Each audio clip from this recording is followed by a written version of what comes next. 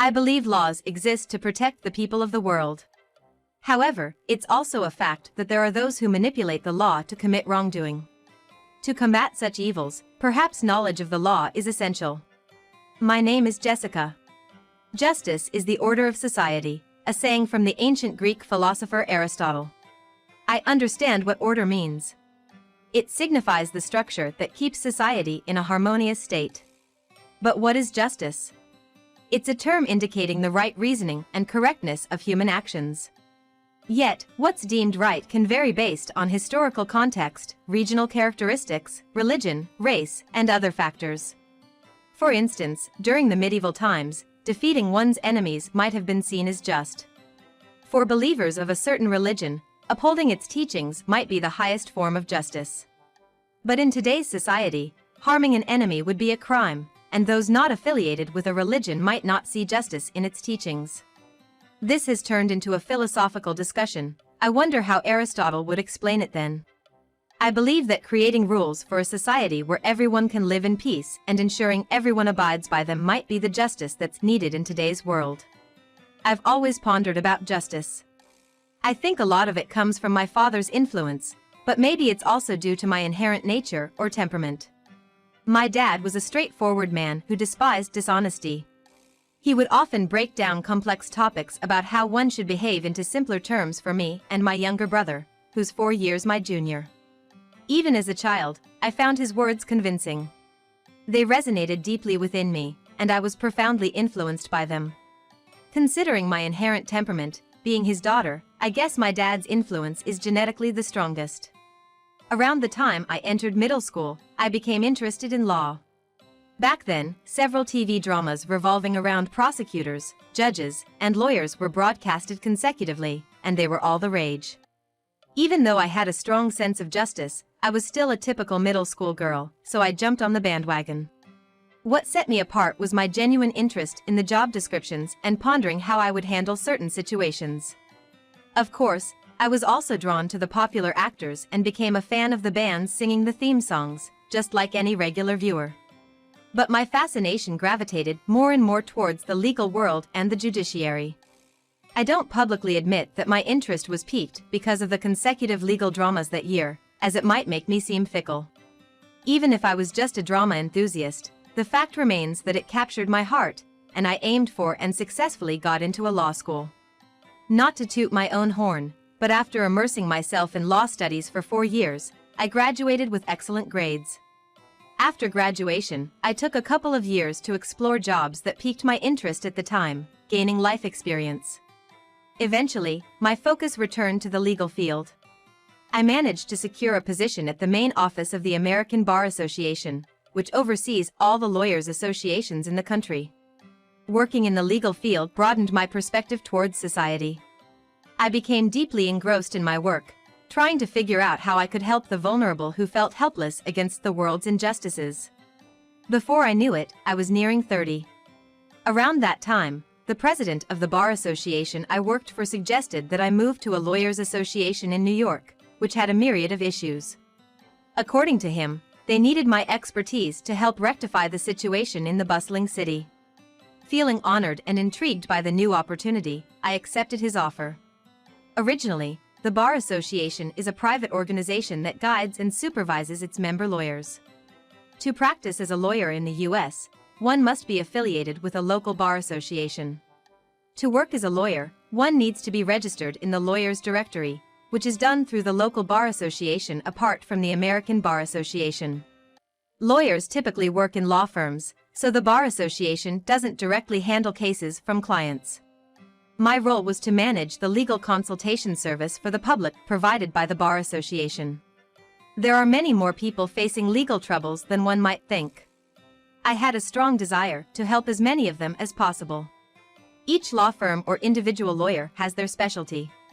Like criminal cases, civil cases, traffic accidents, divorce issues, and so on.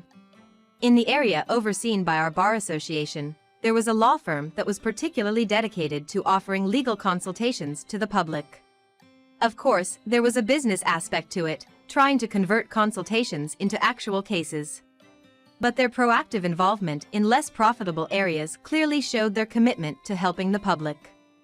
John, a lawyer from that firm, was also actively involved in the Bar Association's legal consultation service. I always admired John's approach, which was clearly on the side of the citizens. Jessica, our consultation is until 5 p.m. today, right? Let's try to accommodate as many people as possible. Thank you, as always. I think we'll have more visitors than usual today, so it's gonna be busy. John would listen carefully to each client and provide precise advice. In some cases, just giving advice wasn't enough. He'd then explain the necessary fees and suggest using the services of a law firm. It wasn't just about profit, his clear stance was to help those in need. Of all the lawyers I've met, I consider him to be one of the very best. As John and I interacted more, we became close, discussing various matters, including work. Once, he mentioned a case he was handling and was unsure about how to proceed. I offered to listen. And he shared the details, even though he might have thought it pointless to discuss with an administrative staff like me. Perhaps he was just venting, but I was glad he confided in me and wanted to help in any way I could. From our conversation, I identified 2 main points and potential solutions. Carefully choosing my words to avoid sounding presumptuous, I shared my thoughts, and he genuinely appreciated my input. Wow, I hadn't thought of that. Thanks, that's really helpful. Seeing his genuine smile, I rediscovered his kindness and rich personality. About 2 weeks later, he approached me with a gleam in his eye. Thanks for the advice the other day, Jessica. I followed your suggestions, and everything worked out. The client was satisfied, and it boosted my reputation. I'm glad I could help. But you know, you're really knowledgeable about the law and problem solving. Did you ever work as a paralegal somewhere? Oh, no, I just dabbled in law studies a bit. It helps with my administrative duties. I was evasive in my response. Anyway, you're really smart. As a token of my appreciation, would you mind me taking you out to dinner? I hesitated but eventually agreed to his invitation, partly out of obligation. I felt a bit overwhelmed, but deep down, there was a genuine feeling of happiness. He took me to a chic, mature restaurant, a place I'd never been to before. He was a great conversationalist, discussing his work and other hobbies passionately, engaging me in a pleasant back and forth. It wasn't just a one-sided conversation, the back-and-forth exchange of words, drawing me into the conversation, felt comforting. As the evening was winding down, he said, "Thanks for joining me tonight. I invited you under the pretense of thanking you for your advice, but truth be told, I've wanted to ask you out for a long time. I don't want this to be a one-time thing." After a brief pause, he looked me in the eyes and earnestly said, "Jessica, I love you." I was taken aback, having never heard such words from a man before. But after a moment, I managed to say, "I'm so happy to hear you say that." Our relationship blossomed, and every day felt fresh and exciting. John often consulted me about his work. And my suggestions seemed to hit the mark, helping his career thrive. Seeing him happy made me happy. Could this be what they call being a significant other? I felt my face turning red at the thought. The thought made me blush, especially since the term may refer to a couple loving each other so much, and it even made me think of marriage. It felt like fate when John presented me with a ring, formally asking me to marry him. I silently thanked the heavens. And so, we got married. Becoming a wife was a surreal experience, something I hadn't imagined until recently. My parents and younger brother congratulated us, and I felt truly blessed. My uncle, who had always been fond of me, seemed a bit downcast.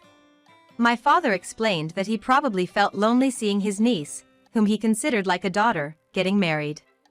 Married life had its challenges, but navigating them was part of the fun. The satisfaction of discovering something new together was a clear sign of happiness. I continued working, and John was supportive. John had always been supportive, which motivated me even more to take care of our home. He'd often say, "Since we both work, let's cooperate on household chores. That's what being a couple is all about." His kind words always touched my heart. As we celebrated our first wedding anniversary, we gave a toast to our journey together. I've heard the first anniversary is called the paper wedding. It's still fragile like paper, but I hope that as the years go by, it'll strengthen to silver or gold. Lately, I've been concerned about John. Firstly, he stopped working at the public consultation desk.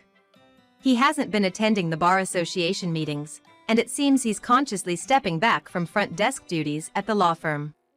I guess John has his own vision and thoughts about his work. It's lonely that he hasn't shared it with me, but I understand men sometimes want to make their own decisions. What's been bothering me more is that John's been coming home late. When we first got married, unless there was unexpected overtime, he'd rush home to spend time with me. But lately, he's been coming home later and later, and it's not unusual for him to return after midnight. John, are you really that busy at work? I'm worried about your health. Please try to come home earlier. It's work, what can I do? I'm fine, so don't worry too much. Don't worry too much? As your wife, it's natural for me to be concerned, especially with you coming home after midnight so often. I'm working hard, isn't that enough? Anyway, I have a business trip this weekend. A business trip? What kind of case requires that? Ugh, you're so nagging. I'm going because it's necessary. All you need to do is see me off with a smile. John shooed me dismissively and retreated to our room. True to his word, John left for an overnight business trip that weekend. While lawyers do sometimes have overnight trips, from what I know, it's pretty rare. When John returned, he gave me a regional specialty as a souvenir, but it didn't make me happy. His late nights continued, with occasional weekend work and trips. Though not often, there were times he had to leave the house for work on weekends or for business trips. Once, I found a long strand of hair on his suit. Was it just a coincidence? But what kind of coincidence would lead to that? My mind raced, but I couldn't find any answers. Then, I witnessed something undeniable. On a day John said he was working, I decided to head into town for a change of scenery. Walking towards the downtown where my favorite store was located, I froze when I saw a familiar figure emerging from an alley. It was John, who was supposed to be at work. It was odd enough seeing him here at this time. Moreover, John was walking with a woman next to him. In addition to that, he was walking hand in hand with the woman. I was surprisingly calm. So that's how it is, I thought to myself. Without realizing, I began following them. After about 10 minutes, they disappeared into an entertainment district. That night, I sat on the living room couch, waiting for John. He returned around 12:30 a.m., humming a tune. When he noticed me, he jumped, exclaiming, "Whoa! Welcome home, John. You seem to have had fun. Tired? You were awake? It's just work, not exactly fun. I went out today and saw you entering a suspicious place with a woman. How long have you been cheating?" John flinched for a moment but quickly regained his composure. "What are you talking about? It's a misunderstanding. If you saw us, you should have said hi. She's a client, and we just talked at that lounge. That's all." "Oh, really? It's interesting that you had to get a key at the front desk just to go to a lounge. I wasn't aware of such a system." I spoke with a cold detachment. "You saw that too? Even so, you can't just accuse me of cheating. What if I was just escorting her to her room?" "How kind of you, especially for a client." John snapped back, clearly irritated. "Ugh, this is so annoying. There's no proof I'm cheating. Actually, this is a good opportunity. Let's get divorced. I'm tired of you." John, did you really feel that way about me? It's only been a little over a year since we got married. Is there no love left? Facing my question, John's demeanor changed dramatically, as if he was a different person. Love? If there was any, it was just a little in the beginning. Well, you're a good-looking woman for your age, and I thought it'd be nice to have you. Plus, you seemed smart, maybe you'd be useful. That's a harsh way to put it, for your age. It's the truth. I thought you'd be useful, but you weren't. So, I'm done with you. I'll find someone else who can be more useful to me. I had thought John was a wonderful man when we first met, but maybe this was his true self. With my limited experience in love, I couldn't see through him. It was frustrating. So, you cheated because of that? Come on, how many times do I have to say it? Do you have any proof? Our divorce is just irreconcilable differences. A split on moity-moity status. Just say it in plain English, 50-50. But that's not the case, is it? You'll pay more spousal support than me when we get a divorce since you earn more than me as a lawyer. I'm not going to file a divorce paper unless the property is divided equally. But if you can prove cheating, I'll give you $500,000. John seemed confident he hadn't slipped up. But I couldn't help but laugh. I had tried to remain calm and collected, but this was too much. Are you sure about that? John looked shocked at my sudden change in demeanor. Your mistress, was her name Mia? The receptionist at the firm? You're after her because her father runs a big law firm, right? How do you know about Mia? I'm sorry, even though we're married, I haven't told you everything about me. I have certain skills. Like this, for instance. I handed John a piece of paper. Upon seeing it, he looked horrified. It was a written statement from Mia, promising she would never see John again. After witnessing their rendezvous, I waited for them. I had intended to confront them, waiting in front of the building. I had intended to catch them as they came out, but they quickly split off to the left and right as they exited the door. It was late at night when John came home, so he must have gone somewhere to play after that, but that didn't matter anyway. I approached Mia, who was alone, and informed her about what I knew regarding the affair. Upon realizing my identity, Mia was visibly shaken, so I took her to a nearby diner. There, I had her write a statement promising she would never have an inappropriate relationship with John again. I chose a public place to make it clear I wasn't threatening or coercing her. Seeing the statement, John exclaimed, "When did you get this? It doesn't explicitly say you cheated, but the content implies it. It'll be strong evidence in my favor.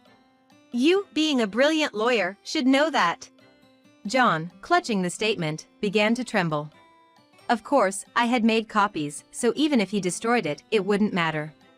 I then presented more evidence of their affair, chat logs, receipts from their dates, and more. "When did you get all this?" His once confident demeanor had vanished, and he looked pale. "I'll be happy to get that $500,000. My investigative skills and knowledge were honed during the 2 years I worked at my father's detective agency after college. My father's sense of justice was embodied in his work, uncovering wrongdoing in society. I had always been interested in my father's work, partly influenced by a detective TV show I watched at the time. Perhaps my motivations haven't changed much since I aspired to join the legal profession. Regardless, my experience proved invaluable in my subsequent career. I then slowly took a badge from my pocket and pinned it to my chest. "Why do you have that badge?" John's eyes widened in disbelief. The badge I wore was that of an attorney. "I'm sorry I didn't tell you. I'm also a lawyer, just like you." I had passed the bar exam while still in law school. Normally, one would become a judicial trainee after graduation, but I had chosen to train at my father's detective agency for 2 years before becoming a trainee and eventually a lawyer. When I first got my job, the president of the bar association that oversees all lawyers in every state was my uncle, Robert. Wanting to work for the greater good with a broad perspective, I joined his firm, leveraging our family connection. Under his guidance, I gained experience as a lawyer while also being affiliated with his law firm. Normally, juggling both roles would be impossible, but with Robert's support, I managed. It was physically demanding, but my investigative skills, honed at my father's agency, often came in handy in my legal work. Years later, I had made a name for myself in the legal world. Having gained a reputation, I moved to the New York Bar Association at my uncle's suggestion. While I continued to work at Robert's firm, I also became a member of the disciplinary committee of the Bar Association. When a lawyer commits misconduct or violates the law, the case first goes to the ethics committee of the Bar Association they belong to. If the ethics committee determines the lawyer's actions are inexcusable, the disciplinary committee then deliberates on the punishment. Being in a position to judge lawyers, I had refrained from revealing this to my husband, John. As I revealed more and more, John was in a state of shock. John, it seems you're in deep trouble. Someone with a conscience has reported you, and the disciplinary committee is already in motion. What John had been doing was essentially guiding people on tax evasion. He would identify financially struggling individuals at public consultation desks, cunningly propose tax evasion, and earn money by teaching them the methods. How did you find out about all this? John's cries echoed around us. Thinking he wouldn't get caught was naive. Soon after, John was arrested by the police. His tax evasion guidance wasn't a solo act. He was the ringleader of a large, organized group. The investigation was led by the NYPD's 2nd Investigation Division, and the prosecutor in charge was my younger brother, Mike. Mike, like me, had pursued a career in law but had become a prosecutor. Thanks to his achievements in this case, he would be transferred to the Special Investigation Department of the prosecutor's office, which he had always wanted. The disciplinary committee is still deliberating on John's case, but he's likely to face the harshest punishment, disbarment. If disbarred, he'd lose his license to practice law for 3 years. In the past, only one person has been readmitted after such a penalty. Moreover, if he's sentenced to imprisonment after the trial, he'll lose his license permanently. John and I finalized our divorce. While I won't get the full $500,000 since it was just a verbal promise, I intend to claim the property as much as possible. However, it's doubtful whether John, now a convicted felon and unemployed, will be able to pay. Uncle Robert told me he was sorry. He had received information that something shady might be happening under the current Bar Association's watch and had hoped I could uncover it. That's why he had suggested I move. At the time, he didn't know the specifics or who was involved, but he had been uneasy when I married John, a member of the Bar Association. It all made sense, recalling his uneasy expression when I announced my marriage. But it wasn't Robert's fault. It was my mistake for not seeing through John. I hope this experience doesn't make me lose faith in people. I still want to use the law to fight for justice and help others.